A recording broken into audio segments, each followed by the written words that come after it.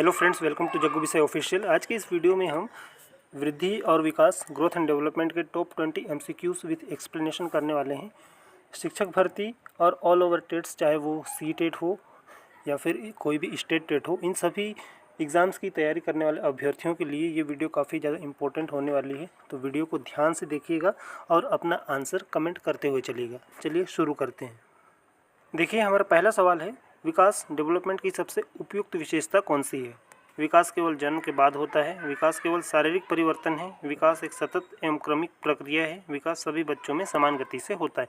अपना आंसर जल्दी से कमेंट कीजिए। इसका जो सही उत्तर हो जाएगा वो होगा ऑप्शन नंबर सी, विकास एक सतत एवं क्रमिक प्रक्रिया है। देखिए, विकास गर्भावस्था से प्रारंभ होकर जीवन भर चलने वाली सतत एवं क्रमिक प्रक्रिया है। इसमें शारीरिक, मानसिक, सामाजिक, संवेगात्मक तथा भाषाई सभी प्रकार के परिवर्तन शामिल होते हैं।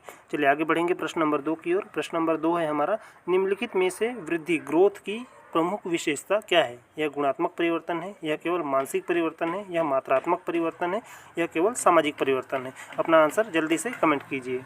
इसका सही उत्तर हो जाएगा ऑप्शन नंबर सी, यह मात्रात्मक परिवर्तन है। देखिए, वृद्धि का संबंध शरीर की लंबाई, वजन, आकार तथा अंगों के परिमाण में होने वाले परिवर्तन से होता है। यह मात्रात्मक क्वांटिटेटिव परिवर्तन है और इसे मापा जा सकता है। चलिए आगे बढ़ेंगे प्रश्न नंबर 3 की ओर। प्रश्न नंबर 3 है हमारा, वृद्धि और विकास के संबंध में कौन सा कथन सही है? वृद्धि और विकास समानार्थी शब्द हैं। विकास वृद्धि का एक भाग है, वृद्धि विकास का एक भाग है, दोनों का कोई संबंध नहीं है। अपना उत्तर जल्दी से कमेंट कीजिए। इसका जो सही आंसर है वो हो जाएगा ऑप्शन नंबर सी, वृद्धि विकास का एक भाग है। चलिए देखते हैं इसको। वृद्धि केवल शारीरिक एवं मात्रात्मक परिवर्तन है, जबकि विकास व्यापक अवधारणा है जिसमें शारीरिक, मानसिक, सामाजिक, संवेगात्मक आदि सभी परिवर्तन शामिल होते हैं।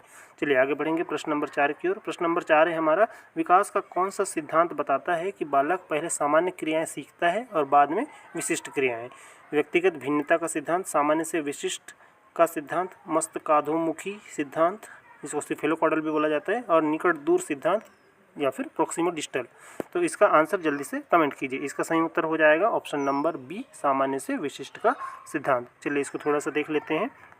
बालक पहले सामान्य गतिविधियों पर नियंत्रण प्राप्त करता है, उसके बाद सूक्ष्म एवं विशिष्ट क्रियाएं सीखता है। चलिए आगे बढ़ेंगे प्रश्न नंबर 5 की ओर। प्रश्न नंबर 5 है हमारा, एक शिशु पहले सिर पर नियंत्रण प्राप्त करता है, फिर बैठना, खड़ा होना और अंत में चलना सीखता है। यह किस सिद्धांत का उदाहरण है? निकट दूर सिद्धांत, निकट दूर सिद्धांत यानी कि प्रोक्सिमो डिस्टल, सामान्य से विशिष्ट सिद्धांत, जनरल टू स्पेसिफिक, मस्तकाधोमुखी सिद्धांत या फिर जिसे सिफेलोकॉडल भी कहा जाता है, निरंतरता का सिद्धांत, थ्योरी ऑफ कंटिन्यूटी? इसका सही आंसर जल्दी से कमेंट कीजिए। इसका जो सही उत्तर हो जाएगा वो हो जाएगा ऑप्शन नंबर सी, मस्तकाधोमुखी सिद्धांत या फिर सिफेलोकॉडल का ये एग्जाम्पल है। चलिए इसको थोड़ा सा देख लेते हैं। मस्तकाधोमुखी सिफेलोकॉडल सिद्धांत के अनुसार विकास सिर से पैर की दिशा में होता है।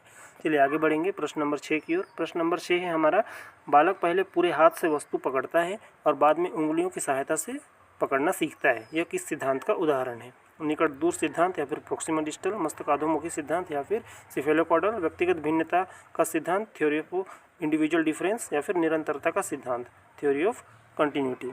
इसका सही आंसर जल्दी से कमेंट कीजिए। इसका जो सही उत्तर हो जाएगा वो हो जाएगा हमारा ऑप्शन नंबर ए, निकट दूर सिद्धांत या फिर प्रोक्सिमल डिस्टल।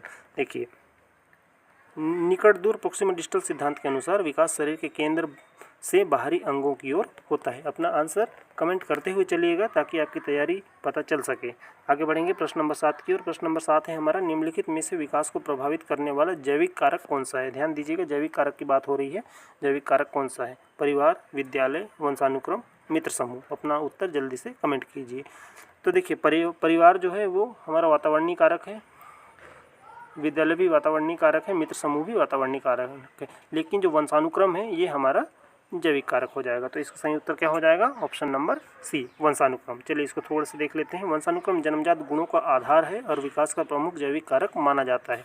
चलिए आगे बढ़ेंगे प्रश्न नंबर 8 की ओर। प्रश्न नंबर 8 है हमारा, निम्नलिखित में से कौन सा विकास को प्रभावित करने वाला पर्यावरणीय कारक है? अब देखिए, ये प्रश्न जो है इसमें पर्यावरणीय कारक के बारे में पूछा जा रहा है। तो ये क्या हो जाएगा? गुणसूत्र, डीएनए, पोषण या फिर जीन? अपना आंसर जल्दी से कमेंट कीजिए। देखिए, गुणसूत्र, डीएनए और जीन जो है ये हमारे जैविक कारक है, लेकिन ये पोषण जो है ये हमारा हमारा पर्यावरणीय कारक है। तो इसका सही उत्तर हो जाएगा ऑप्शन नंबर सी, पोषण। चलिए इसको थोड़ा सा देख लेते हैं। संतुलित पोषण स्वास्थ्य, परिवार, विद्यालय और सामाजिक वातावरण बाल विकास को प्रभावित करते हैं। चलिए आगे बढ़ेंगे प्रश्न नंबर 9 की ओर। प्रश्न नंबर 9 है हमारा, निम्नलिखित में से कौन सा कथन विकास के संबंध में सही है? विकास की गति सभी बच्चों में समान होती है। विकास एक असतत प्रक्रिया है। विकास प्रत्येक व्यक्ति में अलग गति से होता है। विकास केवल बचपन तक सीमित रहता है। इसका उत्तर जल्दी से कमेंट कीजिएगा। इसका सही उत्तर हो जाएगा ऑप्शन नंबर सी, विकास प्रत्येक व्यक्ति में अलग गति से होता है। चलिए इसको थोड़ा सा देख लेते हैं। प्रत्येक बालक की विकास गति अलग होती है और यही व्यक्तिगत भिन्नता का सिद्धांत है। चलिए आगे बढ़ेंगे प्रश्न नंबर 10 की ओर। प्रश्न नंबर 10 है हमारा, परिपक्वता मैच्योरेशन का संबंध किससे है? अभ्यास द्वारा अर्जित कौशल, प्राकृतिक जैविक विकास, विद्यालयी शिक्षा या फिर अनुकरण? इसका उत्तर जल्दी से कमेंट कीजिए। इसका सही उत्तर हो जाएगा ऑप्शन नंबर बी, प्राकृतिक जैविक विकास। चलिए इसको थोड़ा सा देख लेते हैं। परिपक्वता शरीर एवं तंत्रिका तंत्र की प्राकृतिक जैविक परिपक्वता की प्रक्रिया है जो अभ्यास पर निर्भर नहीं होती है। चलिए आगे बढ़ेंगे प्रश्न नंबर 11 की ओर। अपना उत्तर कमेंट करते चलिएगा। प्रश्न नंबर 11 है हमारा, निम्नलिखित में से कौन सा कथन सही है? विकास केवल किशोरावस्था तक होता है। विकास केवल शारीरिक परिवर्तन है। विकास जीवन पर्यंत चलता है। विकास केवल वंशानुक्रम से प्रभावित होता है। इसका उत्तर जल्दी से कमेंट कीजिए। इसका सही उत्तर क्या हो जाएगा? ऑप्शन नंबर सी, विकास जीवन पर्यंत चलता है। चलिए इसको थोड़ा देख लेते हैं। आधुनिक मनोविज्ञान के अनुसार विकास जन्म से मृत्यु तक चलने वाली प्रक्रिया है। आगे बढ़ेंगे प्रश्न नंबर 12 की ओर। प्रश्न नंबर 12 है हमारा, यदि दो समान आयु के बच्चों की सीखने की गति अलग अलग हो तो इसका प्रमुख कारण क्या है? आयु, व्यक्तिगत भिन्नता, लिंग या फिर विद्यालय? इसका उत्तर जल्दी से कमेंट कीजिए। इसका सही उत्तर क्या हो जाएगा? ऑप्शन नंबर बी, व्यक्तिगत भिन्नता, इंडिविजुअल डिफरेंस। चलिए इसको देखते हैं। प्रत्येक बालक की बुद्धि, रुचि, क्षमता और विकास की गति अलग होती है। आगे बढ़ेंगे प्रश्न नंबर 13 की ओर। प्रश्न नंबर 13 है हमारा, निम्नलिखित में से विकास का कौन सा आयाम भाषा अर्जन से संबंधित है? लैंग्वेज एक्विजिशन से संबंधित है। विकास का कौन सा आयाम? चलिए इसको देख लेते हैं। शारीरिक विकास, संवेगात्मक विकास, भाषाई विकास या फिर नैतिक विकास? इसका आंसर जल्दी से कमेंट कीजिए। इसका सही उत्तर हो जाएगा ऑप्शन नंबर सी, भाषाई विकास। देखिए, शब्दावली, बोलना, सुनना, पढ़ना और लिखना भाषाई विकास के अंतर्गत आते हैं। चलिए आगे बढ़ेंगे प्रश्न नंबर 14 की ओर। प्रश्न नंबर 14 है हमारा, निम्नलिखित में से कौन सा विकास का सामाजिक पक्ष दर्शाता है? ऊंचाई में वृद्धि, स्मृति का विकास, दूसरों के साथ सहयोग करना, वजन बढ़ना? इसका उत्तर जल्दी से कमेंट कीजिए। इसका सही उत्तर हो जाएगा ऑप्शन नंबर सी, दूसरों के साथ सहयोग करना। देखिए, सहयोग, समायोजन, नेतृत्व और सामाजिक संबंध सामाजिक विकास के संकेत हैं। चलिए आगे बढ़ेंगे प्रश्न नंबर 15 की ओर। अपना उत्तर कमेंट करते चलिएगा साथियों, और वीडियो अगर यूज़फुल लग रही हो तो फिर लाइक शेयर जरूर कीजिएगा। चलिए आगे बढ़ेंगे प्रश्न नंबर 15 की ओर। प्रश्न नंबर 15 है हमारा, विकास के सिद्धांतों के अनुसार निम्नलिखित में से कौन सा कथन सही है? विकास अचानक होता है। विकास निश्चित क्रम का पालन करता है। विकास का कोई निश्चित क्रम नहीं होता। विकास सभी में समान होता है। इसका उत्तर जल्दी से कमेंट कीजिए। इसका सही उत्तर क्या हो जाएगा? ऑप्शन नंबर बी, विकास निश्चित क्रम का पालन करता है। देखिए, विकास एक निश्चित क्रम, ऑर्डरली सीक्वेंस का पालन करता है, यद्यपि उसकी गति अलग अलग हो सकती है। चलिए आगे बढ़ेंगे प्रश्न नंबर 16 की ओर। प्रश्न नंबर 16 है हमारा, निम्नलिखित में से कौन सा कथन गलत है? वृद्धि को मापा जा सकता है। विकास में ध्यान दीजिएगा, इसमें गलत है बोल रहा है। इस चीज़ को हमको ध्यान देना है कि निगेटिव ऑप्शन हमको ढूंढना है। वृद्धि को मापा जा सकता है। विकास में गुणात्मक परिवर्तन भी शामिल होते हैं। वृद्धि और विकास समान अर्थ रखते हैं। विकास एक व्यापक अवधारणा है। तो देखिए, इसका उत्तर जो है वो जल्दी से कमेंट कीजिए। इसका सही उत्तर क्या हो जाएगा? देखिए, वृद्धि को मापा जा सकता है, तो ये बिल्कुल सही बात है। वृद्धि को बिल्कुल मापा जा सकता है। वृद्धि जो है वो क्वांटिटेटिव होता है। दूसरा है, विकास में गुणात्मक परिवर्तन भी शामिल होते हैं। बिल्कुल सही है, विकास में गुणात्मक और मात्रात्मक दोनों परिवर्तन शामिल होते हैं। क्वालिटेटिव एंड क्वांटिटेटिव दोनों इसमें शामिल होते हैं। विकास एक व्यापक अवधारणा है, तो बिल्कुल सही बात है। विकास जो है एक बहुत ही व्यापक अवधारणा है, लेकिन वृद्धि और विकास समान अर्थ रखते हैं, ये जो है ये गलत है। तो इसका सही उत्तर हो जाएगा ऑप्शन नंबर सी, वृद्धि और विकास समान अर्थ रखते हैं। देखिए, वृद्धि और विकास समान नहीं है। वृद्धि विकास का एक भाग है। चलिए आगे बढ़ेंगे अगले प्रश्न की ओर। प्रश्न नंबर 17। प्रश्न नंबर 17 है हमारा, बाल विकास में वंशानुक्रम और वातावरण का संबंध किस प्रकार माना जाता है? केवल वंशानुक्रम ही महत्वपूर्ण है, केवल वातावरण ही महत्वपूर्ण है, दोनों परस्पर मिलकर विकास को प्रभावित करते हैं, दोनों का कोई संबंध नहीं है?